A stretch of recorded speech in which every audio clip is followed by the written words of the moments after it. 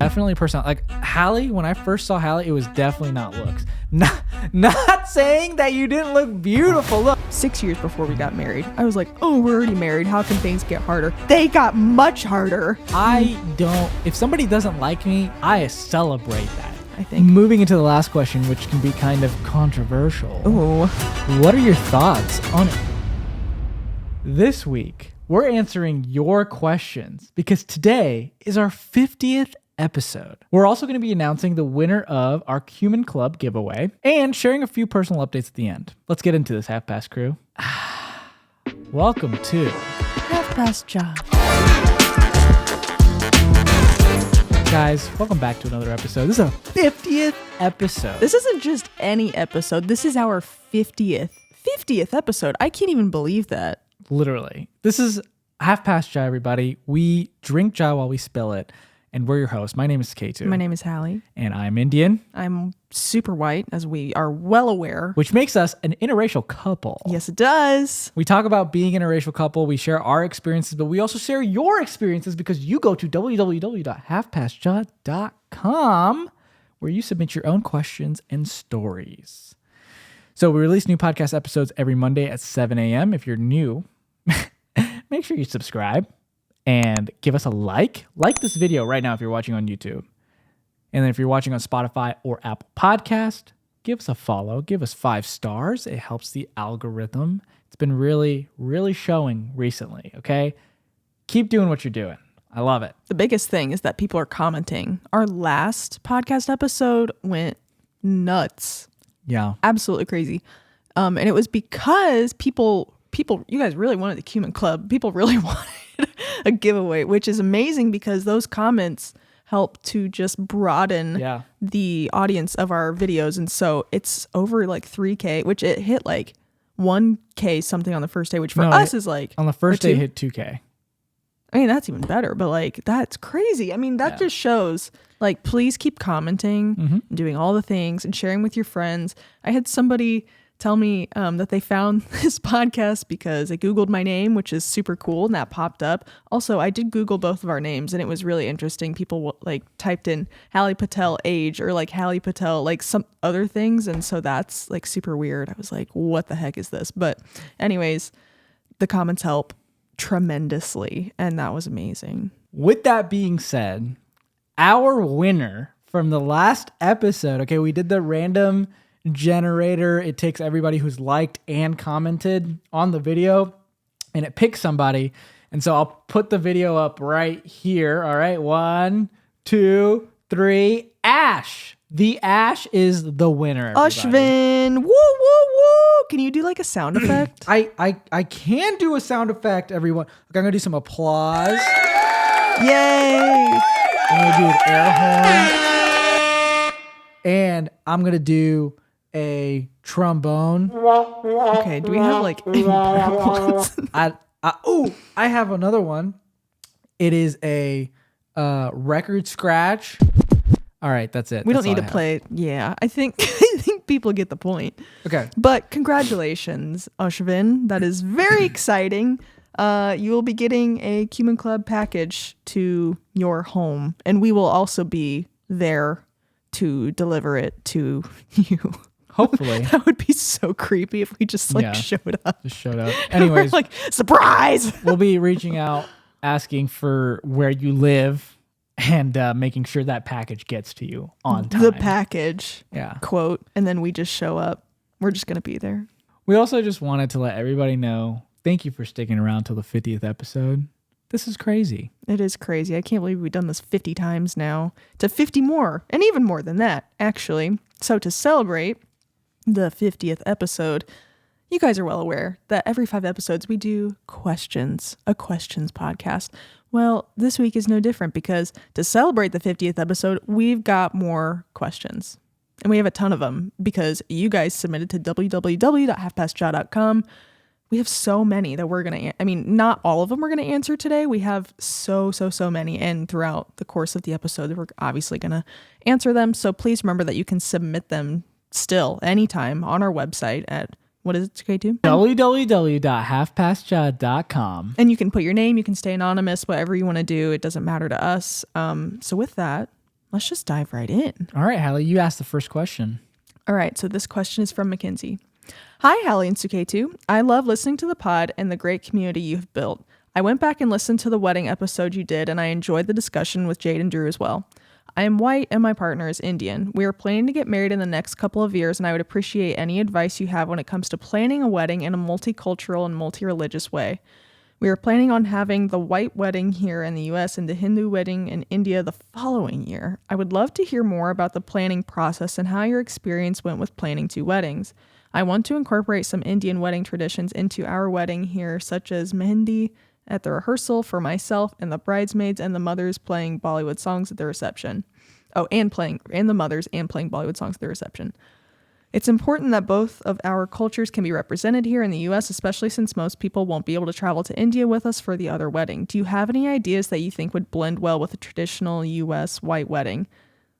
So that's part number 1. So let's just go ahead and dive into that. That's a good question. So the first one's just going to be like a traditional American ceremony. And what can blend well into that from the Indian culture the side? I would say, a lot of the things that you could do is maybe the theme, like the decorations and everything. You could like theme that around some of, Indian traditions, but also having some kind of food. Oh, absolutely do the food. Yeah, You maybe can have some sort of Indian food. Indian food at the wedding. That would be huge. That'd be awesome for people to experience. I feel like India is known for the food. So like to be able to get culturally immersed, you got to have some Indian food. You do. But other than that, Mehendi is a great way. The music is a great way.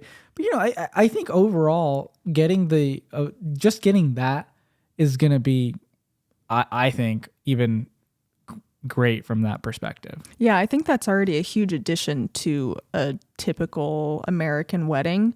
Because, they're very traditional and typically people do the same things, which is amazing. But you can also, like we were talking about, throw your own little twist on it with, music. Food is a huge one. I think people will go crazy for some Indian food, especially if they haven't really had it before and they get to try it at your wedding. I think they would love that. Mm-hmm. Yeah. In American ceremonies is kind of short. So there's not much like you can incorporate within the ceremony side of things. And I think that should stay a little bit separate in terms of just having the more traditional American wedding and then having the more traditional Indian wedding wherever you do that. And so having that split is also not a bad thing. Yeah. And I like what you said as well about the decorations and that sort of thing, maybe like some flowers and like different kinds of style and decor and everything. But I think that's something, you could definitely check with your partner and see what he's thinking. Maybe he can have some pizzazz that he can sprinkle in there as well. And maybe he has some good ideas. I think that would be a really good conversation. Like what kinds of decor, like what food would you want to have, or just overall asking him maybe what he thinks. So I think that would be really nice. And then part 2 of that is, how was planning 2 weddings? And did you use any resources, people, or websites for helping you plan both? We did not. It was our family strictly that helped us plan everything. My mother and I planned mainly the Christian American wedding that we had, and that was a lot. And then mainly your family planned our Hindu wedding. We had an celebrations on our side. All 3 of my sisters got married before me, so they knew a lot of what goes into an Indian wedding. And the only difference was my wedding was the only one in America. Because that was a bit more challenging than having it in India. Yeah, and so getting resources like an Indian DJ, getting resources like a horse that you want to ride on while there's music, loud music, and colors and all this stuff going around. You got to find a horse that isn't scared of like noise and all that. And that took a while. And let me add on to that as well, a venue that can hold the amount of people that we were looking for. That was a challenge as well. Yeah, that is definitely a challenge. My recommendation on that side of things is try not to find a fancy venue. Just like look for a hall, like in a banquet hall, like in a hotel or wherever it may be.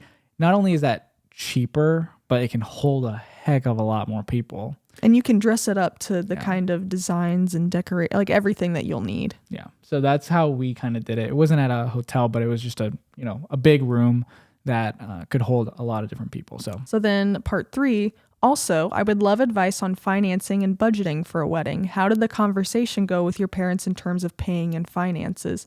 Thanks for creating this great platform, and I can't wait to see what comes next for this podcast. Side note, the Discord is great and everyone should join. Love my half-past crew. Thank you so much for the question. That's amazing. I love and that. Shout out. So what do you think about the finance and budgeting, all that? Finances is a hard one. If you're going to have 2 weddings, it's going to be expensive. There's nothing you can do about it. But I think setting a budget and staying within the budget, it's so hard nowadays. Well, now everything's just so much more expensive in the wedding world. I would always recommend not spending more than $30,000 on a wedding. And you should always set the budget for $10K more. So let's say you set the budget at $30K and you focus on trying to stay within that budget. And then you set aside $10K more to be able to expand that to $40K and try not to go above the $40K. The reason I say that is it's so expensive to have a wedding nowadays. It's so expensive. So you need to be okay with sacrificing a few things. Well, and I think it's important to consider the people that listen to this podcast live everywhere, right? Mm-hmm. Like, I mean, Indiana is relatively cheap for weddings, but think of like people that live on the West Coast or like in California and New York. And like, I mean, that's going to be, I mean, what would you say then? Yeah. And this person, we actually know this person from the podcast, Mackenzie. She lives in a metropolitan area and actually visited that city, and she recommended some great Indian spots. And I loved it so much, but that city is expensive. And so finding resources in that area, it's not going to be easy. I think one thing we could go over is things that is okay to sacrifice on. Like what should you definitely spend money on and what should you definitely not focus too much on? Number 1, spend money on good food. Good food, number 1. That's the only thing people are going to remember, to be honest. That and the reception. So I would say food and a DJ that can talk. Yeah, who's going to make things flow smoothly, because he's doing a lot of talking, he or she, whoever, doing a lot of talking during the night, and you want to make sure that DJ knows what's going on, he's announcing things, and that it's not like awkward. We've been to so many weddings where the DJ's awkward and is like, and now welcome the newlywed couple, and it's like, our DJ was phenomenal and did a amazing job with everything and made it flow so smooth. So that's something that I recommend having. You do splurge there. You don't skimp on that. So we got the food, we got the DJ, media, photo or video. Listen, photo. I always encourage getting photo and video. If it is too much, photos are essential. Okay? And having a way to just get maybe the ceremony or finding a hashtag and making everybody use their phones and sending you clips from the wedding day using that hashtag is a great alternative. I don't want because I'm a videographer for weddings. I don't want people to not take video of their wedding, but it's an area to cut if you have to. Yeah, photos I think are essential because you can print those out, you can keep them digitally, you can send them to people. It's a little bit easier than a video, even though video is so nice because you can get all the feelings and emotions back from that day. Pictures, you can still do that.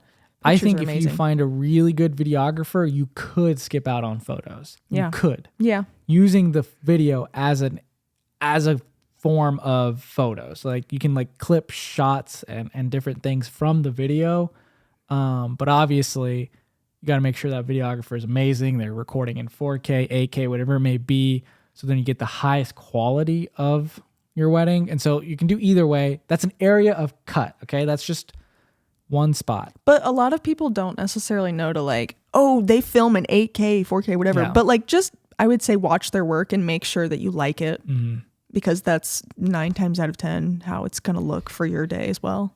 Get a videographer if you can. Get a videographer that'll hand you the raw clips. I know it's hard to find that nowadays. I usually give a lot of raw clips. Like not every raw clip, but like speeches, the wedding ceremony. I'll give them the their first look, so them talking or their notes like that they received. I'll ask them to speak on it, and then that's the raw clips that I'll give them. And then what about the venue? What do you think on that? I think the venue is an area that you need to skimp out on. Well, sometimes. you can not okay, hold on. You just need to be cautious. You don't need to pick a $50,000 venue. Yeah, that is ridiculous. Yeah. Don't ever spend the budget on the venue.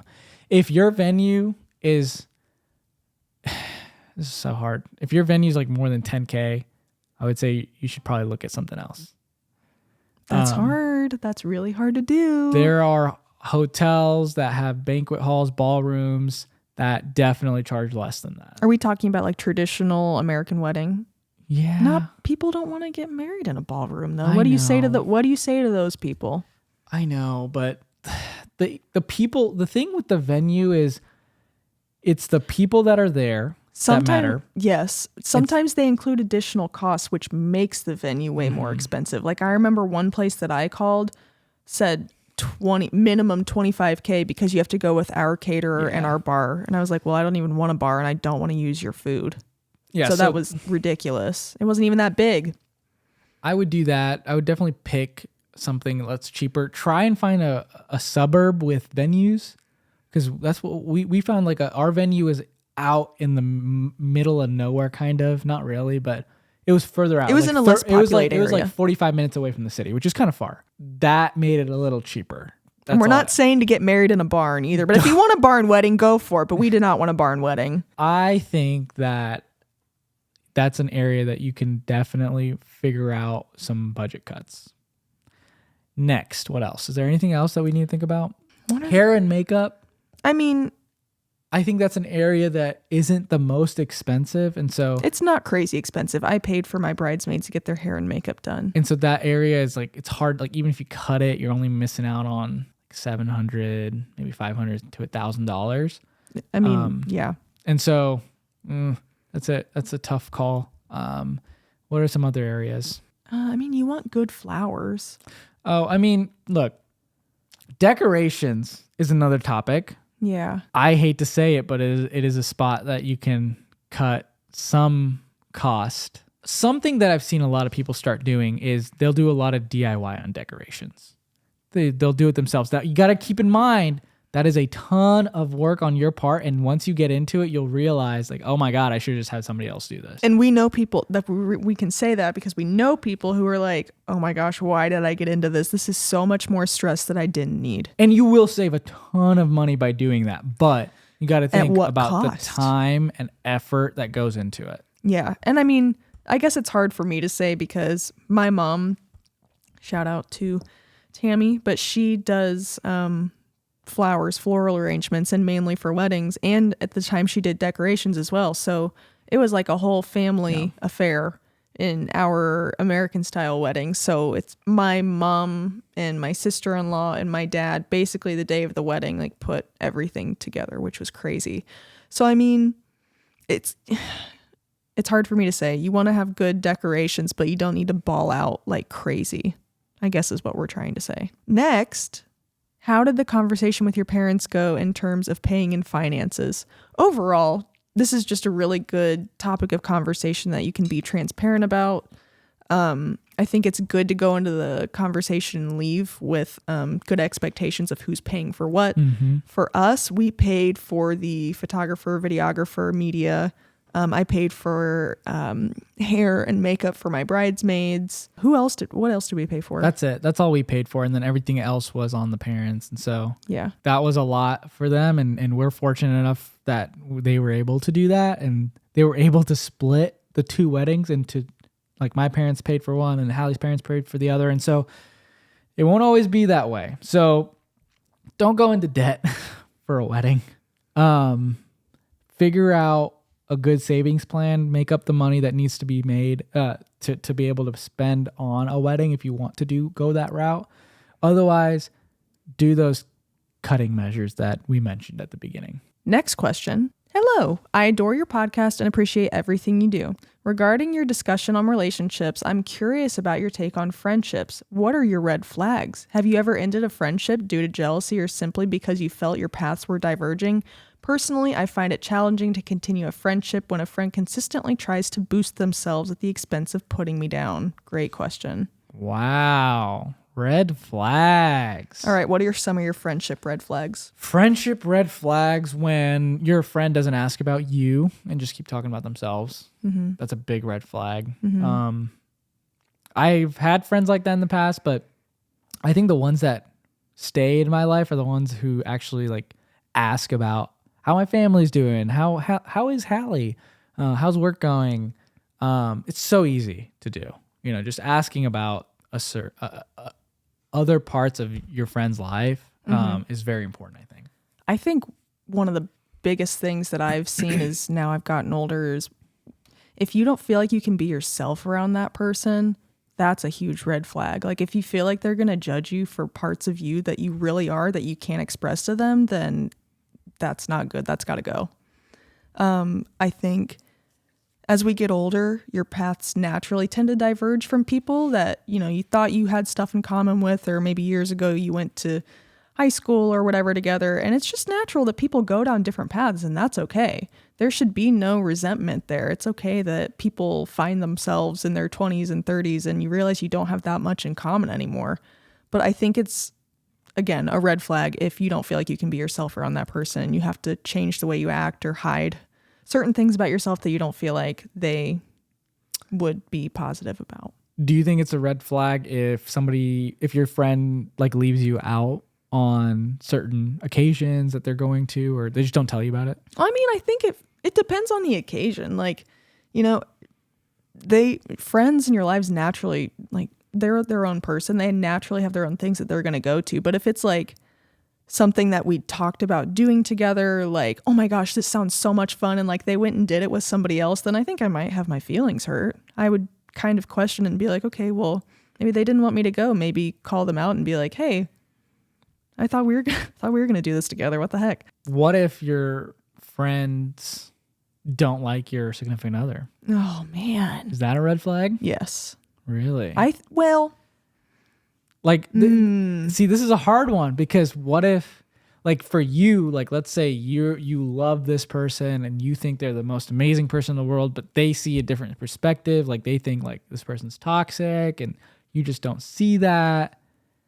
I think, if this friend, okay, say that a friend is in a relationship with a toxic person, I think if they ask for your opinion and they keep saying, well, like this keeps happening to me, this person keeps doing this, like it's really toxic, we're like in an endless cycle, then I think it's important to be like, look, you deserve better. I don't think this is fair to you. Mm-hmm. I don't think this should keep happening. And I don't think it's unfair to dislike that person and suggest maybe you deserve a little bit better.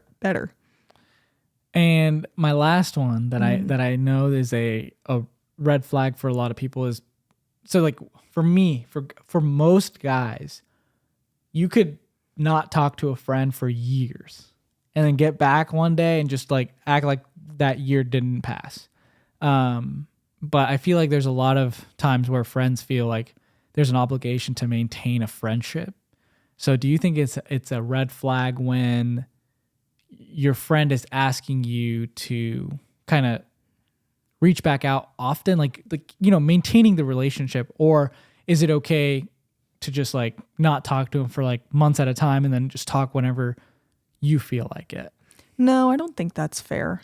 Really? Well, because I think, everybody has different styles of communication. And I know first off, I'm a horrible texter. I've been told that. I'm very aware of that. And I'm working on trying to be better, but it's like so many things happen that sometimes I forget to text back, but I usually always circle back to it, even if it's been a few days, whatever. But I don't think it's fair if you just purposely are like, oh, well, I'm just going to come in this person's life when it's convenient for me. Mm-hmm. And I've had that happen. And it's like, okay, well, maybe I needed stuff from you too at this point, but it's not fair if they decide to come back in your life and expect everything from you when they haven't given you any of their time. You know what I mean? Yeah. Like, how is that fair? How do you feel about that? Those are the kinds of people that I don't like associating with, I guess. No. So I don't put effort into that. if you don't put in the effort, then I'm not gonna put in the effort. Yeah. So, And I don't think there should be an expectation there. Like if Yeah. no effort's being put in, then why continue the friendship? it's just like a relationship. Like if Yeah. you're not putting in 100% and the other person's not putting in 100%, then you don't have anything going for you. Well, and it's different too if like, I mean, there are lots of situations in the world. If Yeah. like you guys, if you've established that like that's how you like to hang out with each other and talk to each other, that if you want to text each other once a month, then like great. If that works for you, fantastic. But if like one person just doesn't talk to you for a long time and then comes back in your life and is like, oh my gosh, this and this and this and blah, blah, blah, blah, blah, and you're not like super pumped about it, there shouldn't be an expectation there that you really continue the friendship. I don't think. I mean, it depends, again, on your communication style with your friend. If that is what it is, then go for it. That's great. I'm glad that that works, but I don't think that it's fair to hold people to that expectation. My question for you is, what if you have a friend that constantly is trying to compete with you? I think that's okay. Friendships that have that competition can get toxic. It can get toxic, but I think it's okay to feel challenged In what ways? at work. Like coworkers that Coworkers that try and one up you. I think that's okay. I think that's normal. maybe that's a guy thing. I feel like as a woman, I would feel differently about Really? that. Yeah. I don't know. I like being challenged. I like when my coworkers or colleagues or friends succeed in things because I'm like, I guess I don't mind that kind of competition. It's like, this guy's doing this. How did he do that? I'll like ask him, like, what would you do? Like, I'd like to learn from that kind of stuff.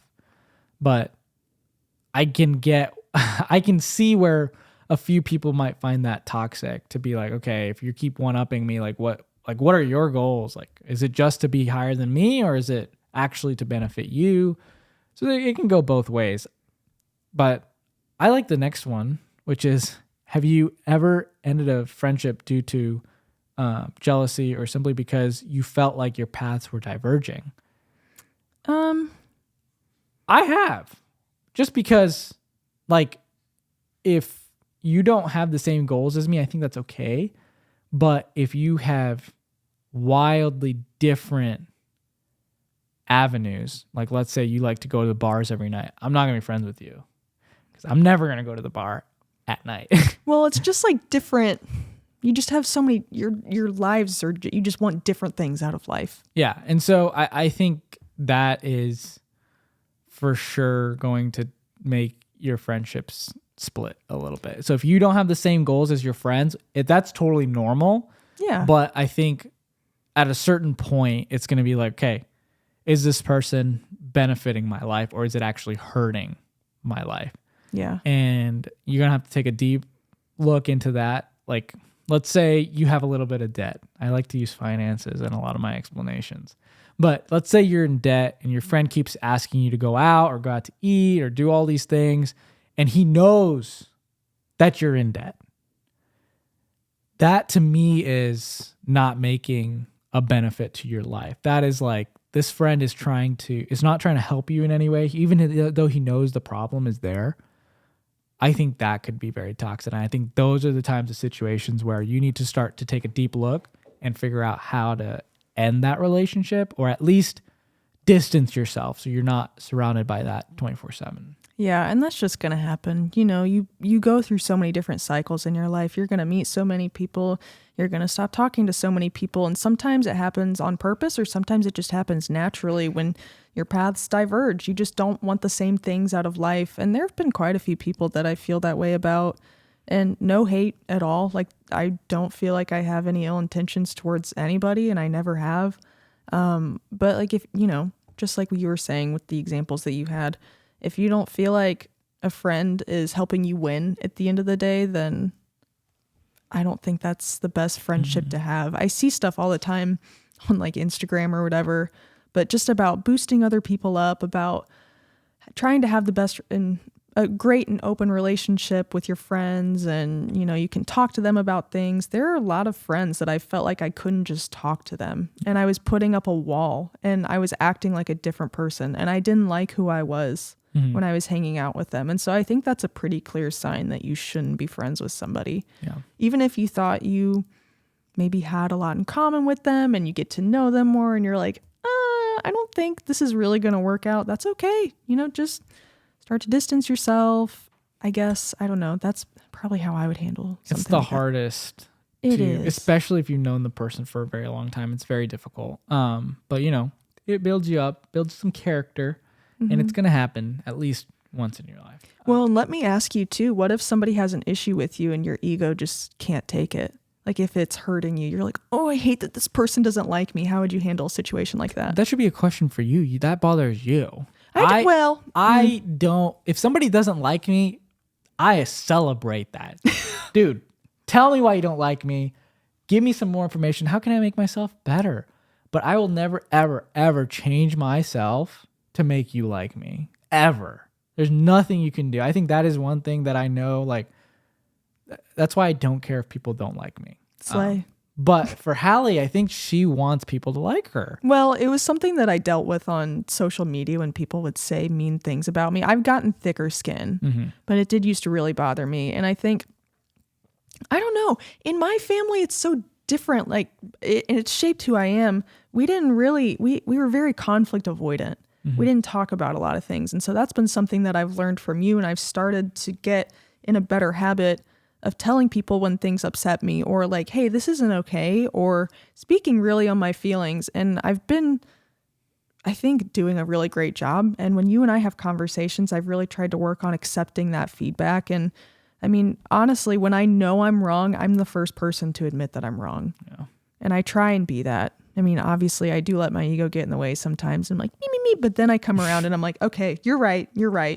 I get it. But again, if I know I'm wrong, I will admit it. Feedback is very hard to take in. It is. Learn how to take it in and use it to your advantage. Next question, Hallie. This is a really good question. I actually think this is going to be useful for a lot of people. What are some good phrases / conversation topics to know before meeting Indian parents? What kind of questions should I expect? I'm white and my BF is Indian, and we are starting to get ready to tell his parents about me. His native language is Marathi, and his parents do not speak English. I want to become fully fluent in Marathi, but I'm nowhere close right now and would like to prioritize so I can make a good impression.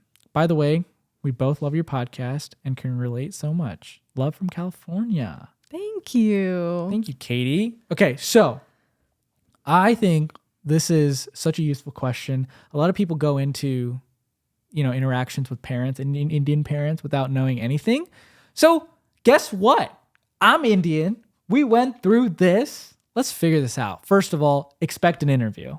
Expect this to be an interview style situation. They're going to ask you a ton of questions. They're going to ask you, what do you do?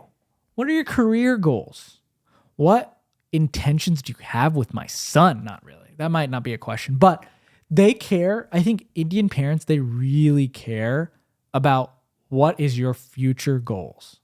Do you think that's true? Yeah, I think that's one of the first things that I talked with your family about is they wanted to know my future career aspirations, where I wanted to go to school, what I wanted to do, if I wanted to if I wanted to further my education, those kinds of things. The next big thing is your family.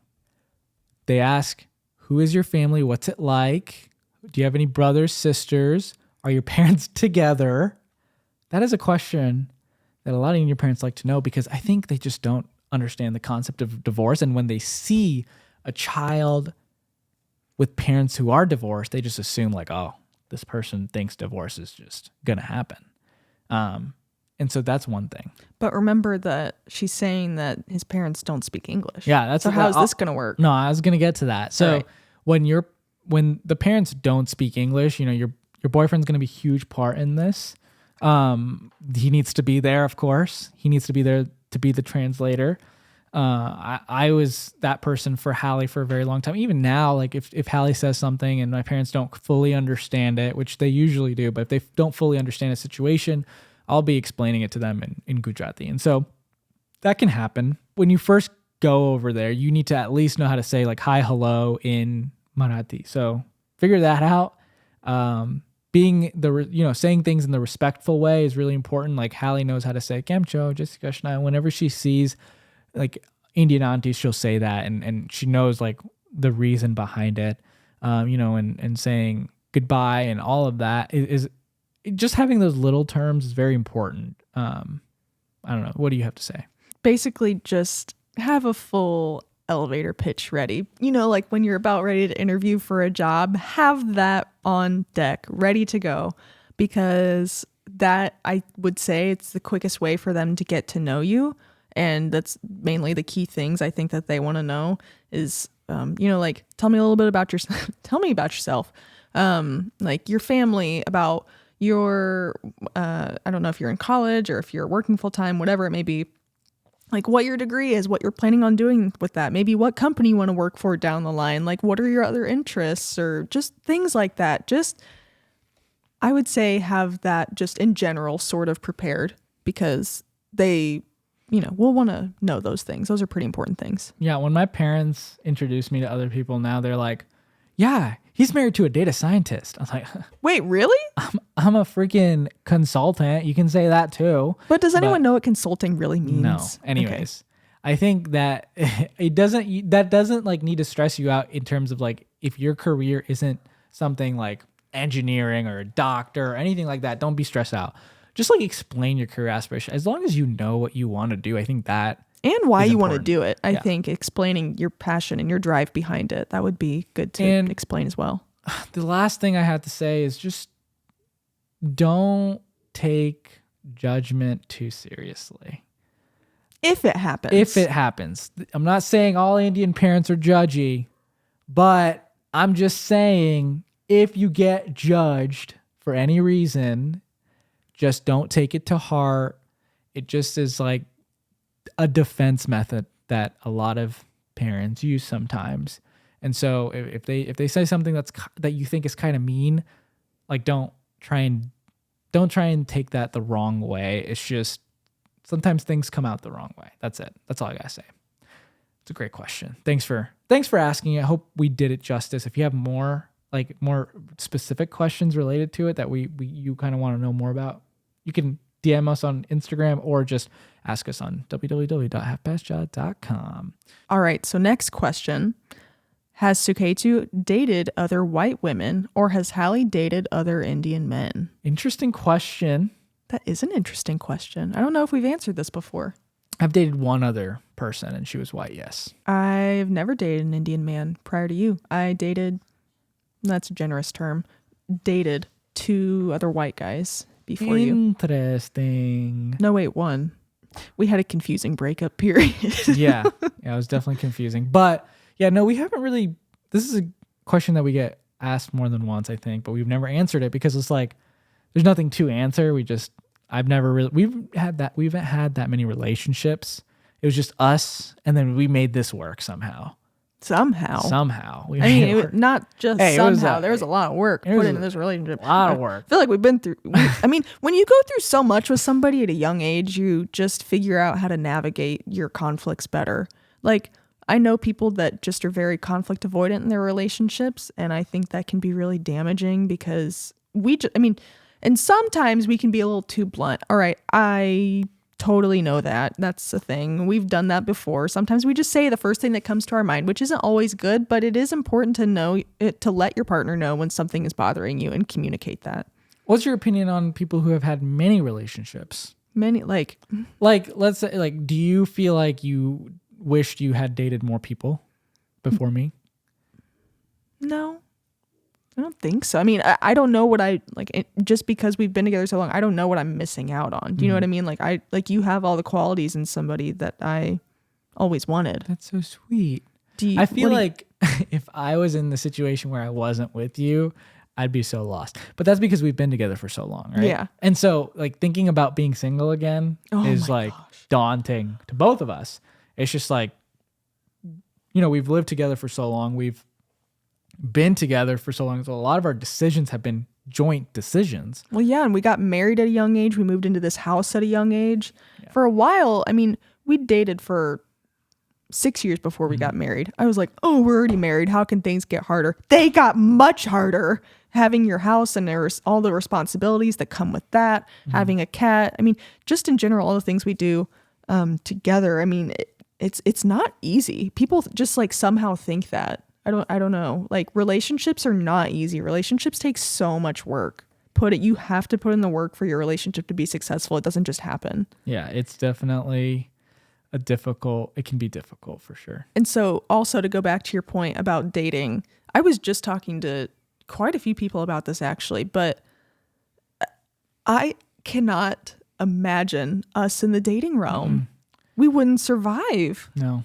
And we have somebody coming on later this year, in a few months actually, who have been successful through the dating apps, so that's something we're very excited to share because we don't have any experience in that. No. And these two people who have been successful are, I think, going to be a huge perspective change for us, but also for you guys, and just to understand a little bit more about what the dating game is now, which is online dating. And we don't have any experience with that. So we'll get some more experience with it soon. So question for you, did you have a type?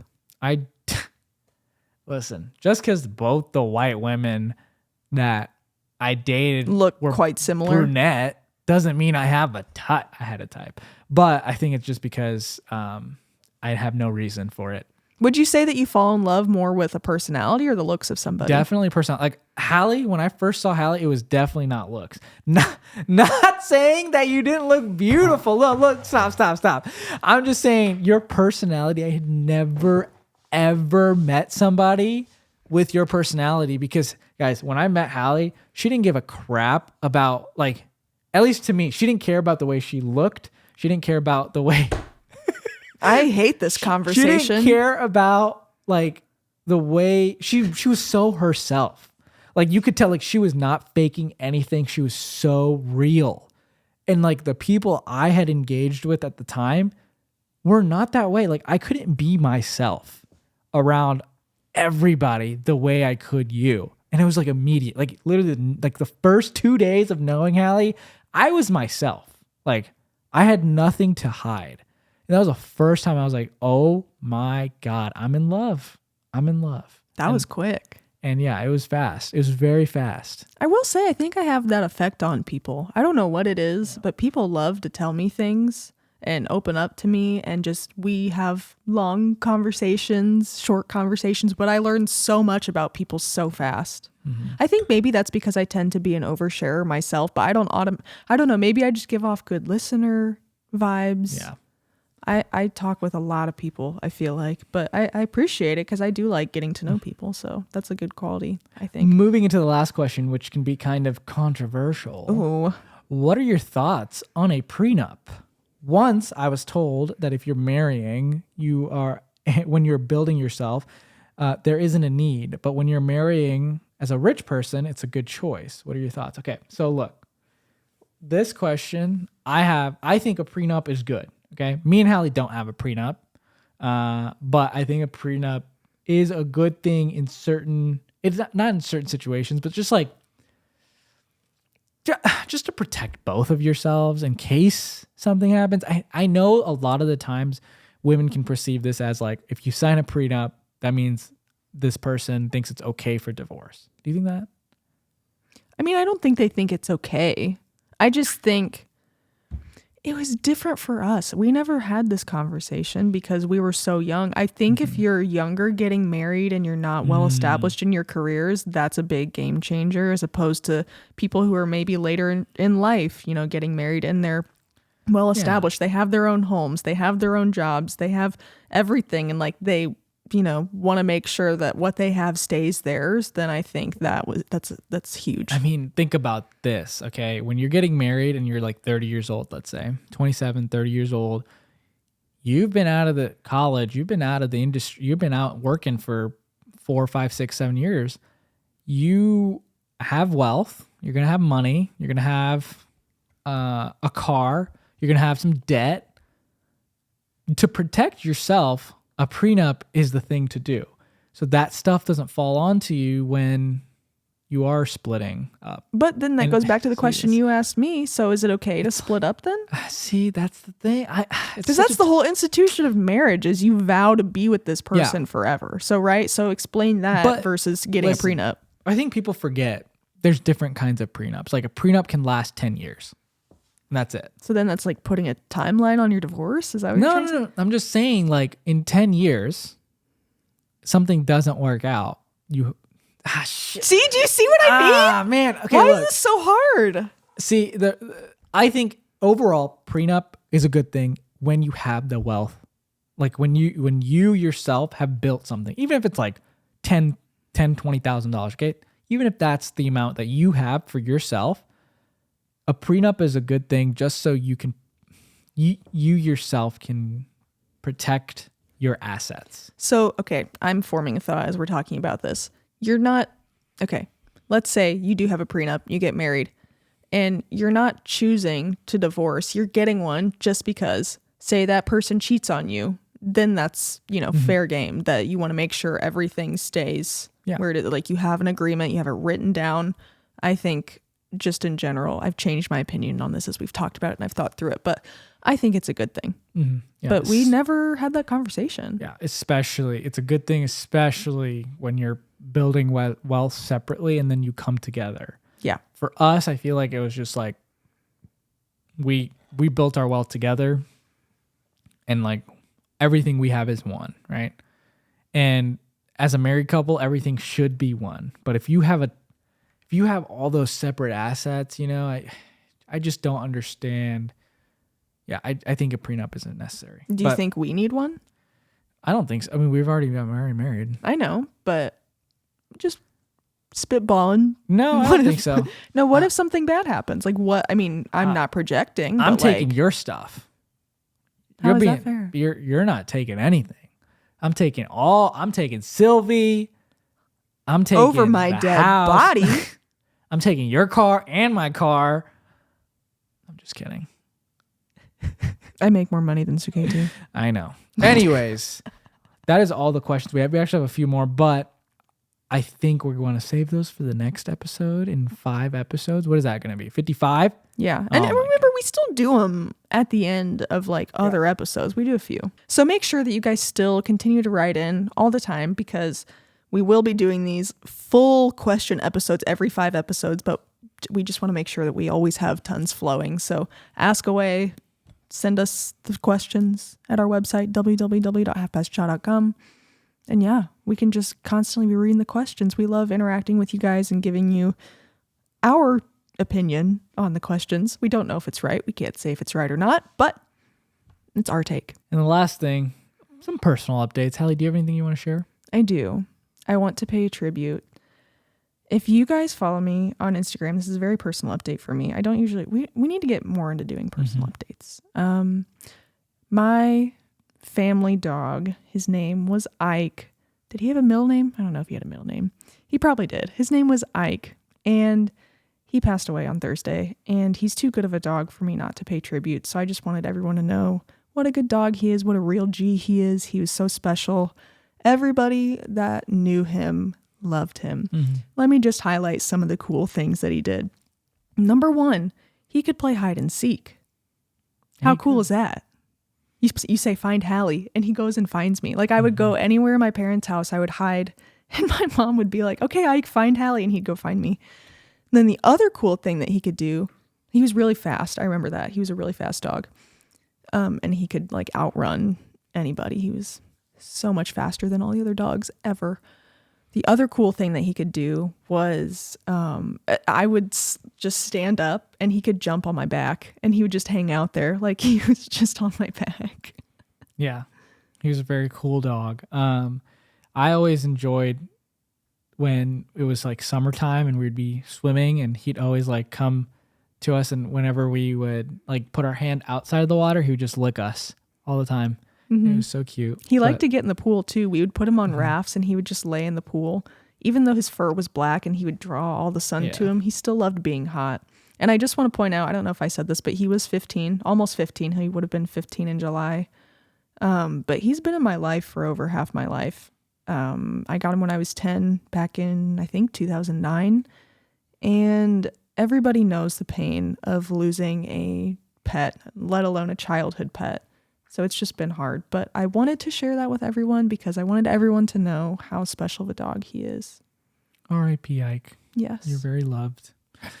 On a positive note, please use code Hallie20 at the Cumin Club. Cumin Club, like we mentioned earlier, we're going to be doing giveaways, fun giveaways of food packages, different sorts of things. We're going to be working with the Cumin Club more often, so this is very exciting for us. But be sure to use code Hallie20 for 20% off. 20% off. Please do that. And make sure you comment. You still have the opportunity to win another giveaway on this episode or the next episode. We're going to pick between the two episodes. So you got to comment on both of them, okay? And we announced the winner for the last episode. We're so excited. Ash, we're going to come find you. So for the comments, for you to give some examples. So sometimes it's hard to like comment. Like, what am I going to comment? This is it. I'm giving you everything you need, okay? What kind of merch would you like to wear or use? Like, what are your favorite colors? Okay, we're trying to create another merch launch that's going to be more robust. It's going to stay up a little bit longer. And I think this is going to help us kind of figure out some of the color schemes. Number 2, what is your favorite question from this episode and why? We really want to go and kind of deep dive into what are some of the topics that you guys are really interested in. And lastly, what kinds of guests would you like to see on our show? And what kinds of topics of conversation would you like to see? So this is just going to help us be able to figure out a few things in terms of the new guests that are coming up, which we do have a few lined up. So make sure you stay tuned. We're very excited. But in other cases, we can seek out more too, depending on what you guys want to hear. But there's some people and we're like, oh, we could have them on for this. And oh, these people could be on for that. Or this person could be on for this. But we're trying to figure out what exactly you guys want to see more of, what you don't want to see. So just let us know what would be interesting topics of conversation for you guys, whether that be overall like interracial couple stuff. Like in the Indian community, we have quite a few friends, so I think it would be interesting for them to come talk about like their experience in India versus coming to America, that sort of thing, or dating apps, or more relationship stuff, friendship stuff, like whatever it may be, career stuff. Just let us know, and we can try and figure out guests to have on that or different kinds of things that Suketu and I can talk about. Well, this is the end, everyone. Thank you for watching. Go to www.halfpastjod.com to submit your own questions and stories. Half Past Crew, we love you. We love the support that you've given us. We are so excited to continue growing this podcast and community. We have very exciting things coming to you this season. And as always, we will see you next Monday at Half Past Jod. Thank you, everybody, for watching. That was too much. Twerk, twerk, twerk, twerk. You're embarrassing me. Do, re, mi, fa, sol.